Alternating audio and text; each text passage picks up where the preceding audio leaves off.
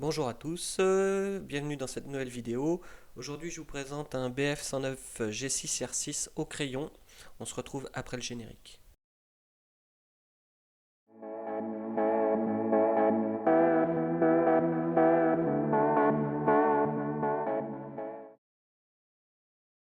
Avant de commencer, je vais vous présenter le matériel que j'ai utilisé pour ce dessin. Donc d'abord des crayons au papier 3B, 6B et 9B, ainsi que des critériums, donc 0,35 mm, 0,5 mm et 0,7 mm.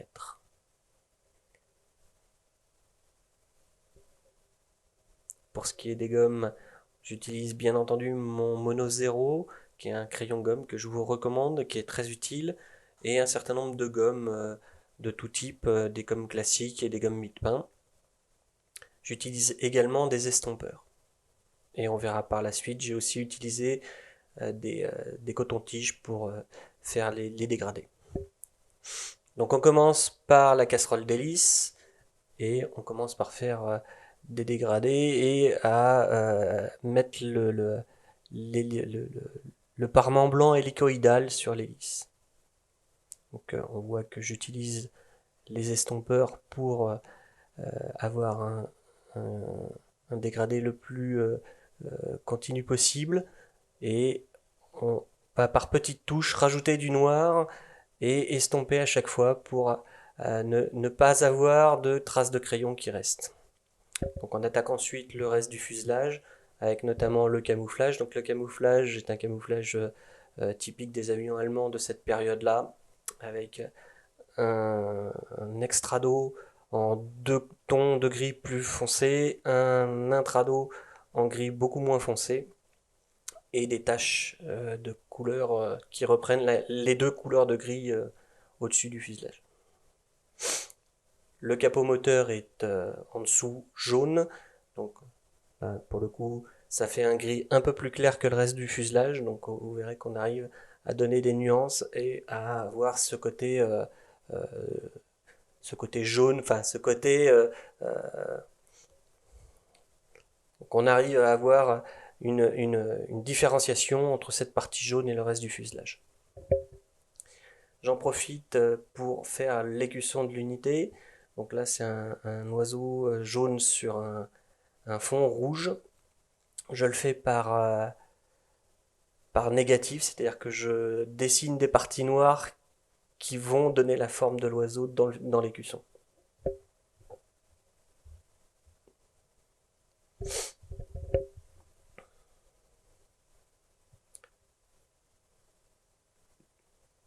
Donc je commence à faire des tâches qui sont les tâches de gris un peu plus foncé qui donnent le camouflage du BF109 à cette époque. Donc voilà, on travaille ça. En même temps, je travaille l'ombrage des différents bosselages du fuselage. Euh,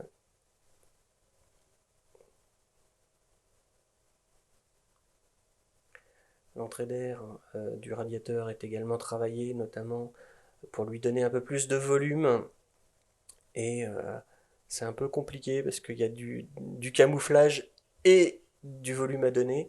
Donc ça nécessite de travailler par petites touches et d'avancer sur cette partie. Donc on verra que de toute façon, on va faire tout l'avion et après je vais revenir périodiquement sur des petits morceaux pour les retravailler et pour les mettre plus en adéquation avec le reste de l'avion. C'est un travail de passes successives qui permet d'obtenir un résultat cohérent. Donc là, on travaille à la gomme pour faire l'ondulation du camouflage sur le bord d'attaque de l'aile, et également au mono zéro pour faire le dessus de l'aile qui est un petit peu plus éclairé, et donc qui est plus clair et qui se détache du fuselage qui est en arrière-plan. Donc après, on travaille également la partie qui est juste au-dessus de l'aile, qui est salie par les pots d'échappement, par les gaz d'échappement. Donc elle est un peu plus foncée. Il faut faire des dégradés un petit peu différents pour pouvoir avoir l'impression de ces gaz d'échappement qui ont sali l'avion.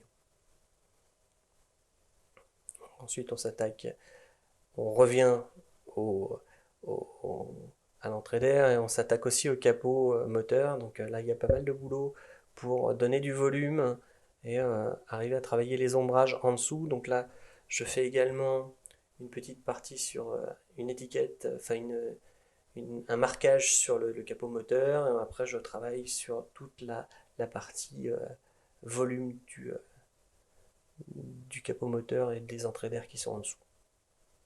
Donc en les détachant bien des éléments qui sont derrière, en fonçant les éléments qui sont derrière, en éclaircissant le bord du capot moteur pour bien avoir du contraste et bien délimiter les deux.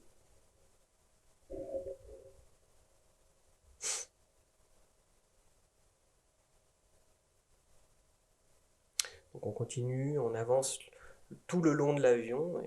Donc je vais aller jusqu'au bout de l'avion pour avoir toute une première passe de mise en couleur, si j'ose dire, mise en gris et noir, pour avoir quelque chose de propre. Et après, on va revenir sur chaque partie pour équilibrer tout l'avion et avoir quelque chose de cohérent. Donc là, on voit que on continue à travailler sur les ailes et notamment les puits de train qui doivent être assombris pour avoir le moins de traits de crayon possible et avoir quelque chose qui soit le plus entre guillemets photo.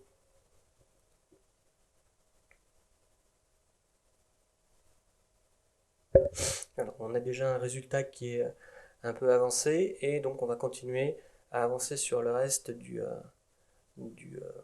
de l'avion. Donc là, j'attaque l'emblème de la JG27.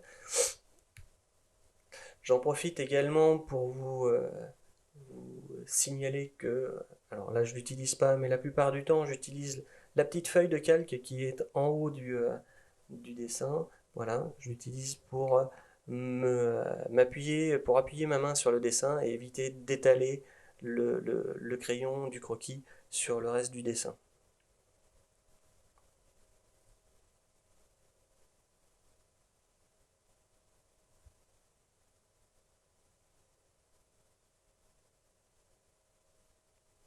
Donc on attaque les gondoles d'armement qui contiennent deux canons de 20 mm, un sous chaque aile.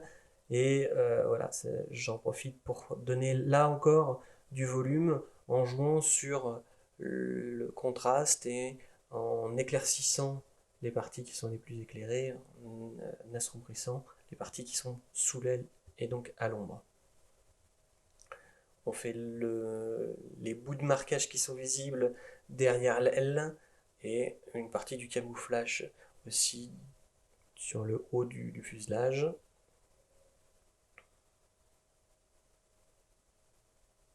Voilà. J'essaye également de délimiter les panneaux, un peu comme on fait en modélisme, en passant une ligne très claire juste sur la ligne du panneau, enfin sur le bord du panneau, et en assombrissant la ligne de structure entre les deux panneaux. On continue à avancer vers le bout de l'aile, on fera l'autre aile après. Alors, pour que ce soit le plus simple possible, je vous conseille d'aller d'un bout de l'avion à l'autre pour ne pas avoir à revenir sur des parties qui sont, surtout si vous êtes droitier pour le coup, de revenir sur des parties qui sont plus à gauche de l'avion et donc d'être obligé de vous appuyer sur des parties que vous venez de faire. Le but c'est de repasser le moins possible sur ce qui a déjà été fait et donc d'aller pour un droitier de la gauche vers la droite ou pour un gaucher de la droite vers la gauche. Bon, voilà, vous voyez un gros travail sur le bidon ventral avec une mise en volume importante et un travail sur les traces d'essence qui étaient souvent présentes sur ces bidons. On travaille le train d'atterrissage également. Alors le train d'atterrissage du BF-109, il est un peu compliqué parce que euh, les jantes étaient noires, et donc le croquis et noir sur blanc, mais pour le coup, toutes les lignes de structure devraient être blanches et non pas noires. Donc on va voir ensuite le travail qu'il faut faire pour remettre les lignes de structure en blanc et le reste du dessin en noir. On travaille sur les pneus, et donc on va travailler après sur la jante du train gauche.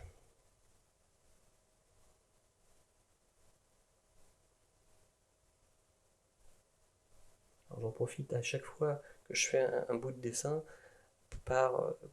pour travailler avec le mono 0 pour refaire des lignes le plus nettes possible sur le dessin. Donc là, on a attaqué le dessin du train, hein, c'est ce que je vous disais. Donc on travaille en négatif, c'est-à-dire que je fais les parties noires et ça délimite les lignes de structure qui sont plutôt plus claires. Elles ne sont pas blanches, mais elles sont plus claires parce que c'était des endroits qui prenaient la poussière. Et donc voilà, on arrive à quelque chose de plus qui correspond à la réalité, mais qui, pour le coup, nécessite un travail un peu différent de ce qu'on fait d'habitude. Alors, je retravaille un petit peu les pneus parce que ils n'étaient pas tout à fait corrects dans le croquis. Donc, je retravaille le. Alors, je suis désolé, j'ai l'épaule un peu devant, mais globalement, ça vous empêche pas de voir tout ce que je fais. Voilà. Donc là, on a réussi à faire le train et on a quelque chose d'assez proche de ce que c'était dans la réalité, hein, avec une jante noire et des lignes de structure salies par la poussière du terrain. On retravaille un petit peu l'arrière du bidon, les attaches, et on donne du volume à tout ça.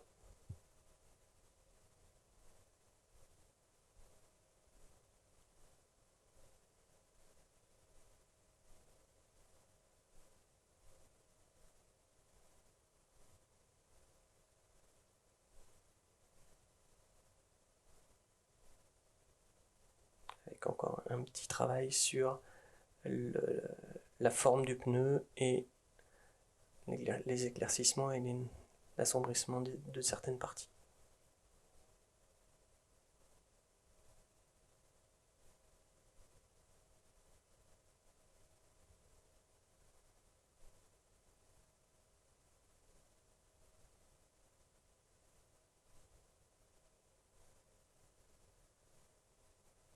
Donc j'en profite à ce moment-là pour faire l'aile gauche, que j'aurais dû faire en premier, suivant ce que je vous ai dit tout à l'heure, hein, qu'il fallait aller pour un droitier de la gauche de l'avion, ou de la gauche du dessin en tout cas, vers la droite du dessin. Pour le coup, j'ai commencé directement par la casserole d'hélice en ne faisant pas l'aile droite pour le coup. Et donc il faut, voilà, j'y reviens maintenant, même si c'est pas tout à fait la chronologie qu'il aurait fallu pour faire un dessin proprement.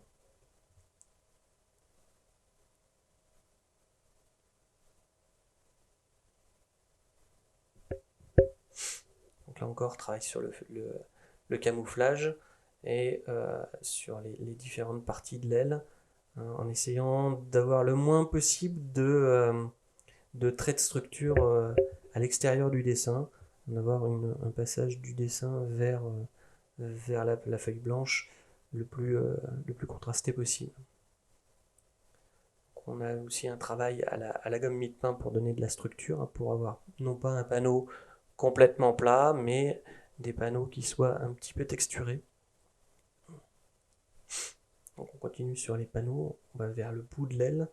Et donc voilà, comme je vous disais, on fait le plus de contraste possible. Donc à l'arrière de la gondole, j'ai passé un petit coup de gomme mono 0 pour avoir le plus de contraste possible entre cette gondole et le volet derrière.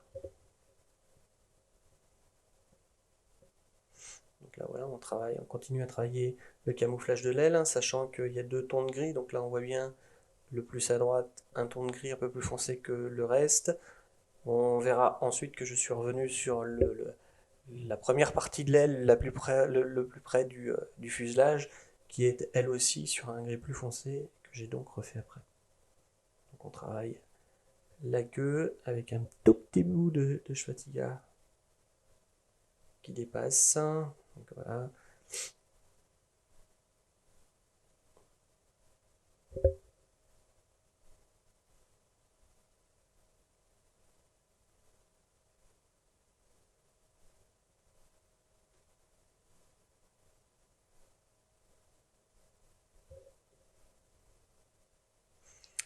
un petit travail aussi sur le marquage d'intrado avec la croix allemande. Donc là, il faut bien faire attention à ce que ce soit, comment dire, dans dans la bonne géométrie par rapport à l'avion, ce qui peut parfois poser quelques soucis. On va voir que je vais y revenir un certain nombre de fois et que ça m'a posé quelques soucis, mais au final, on arrive à un résultat à peu près correct. Donc là encore, je travaille en négatif, c'est-à-dire que je laisse du blanc en faisant mon ombrage, je laisse du blanc pour les parties les plus claires de la cocarde, pas de la croix allemande.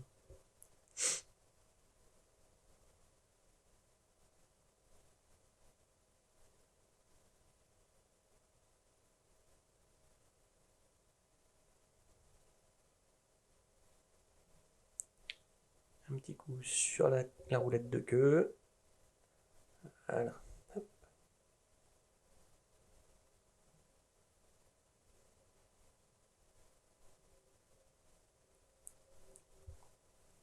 Donc ensuite on fait quelques finitions et donc voilà le dessin final.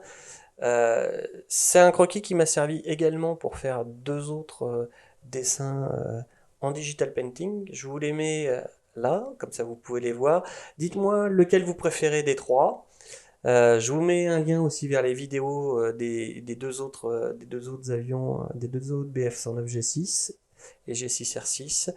Et voilà, donc cette vidéo est maintenant terminée. Merci de l'avoir regardée. Il y a beaucoup de tutoriels qui vont arriver sur le dessin. Je suis preneur de vos remarques et de vos envies pour les tutoriels suivants. Je vous retrouve très bientôt. Merci beaucoup. Dessinez bien.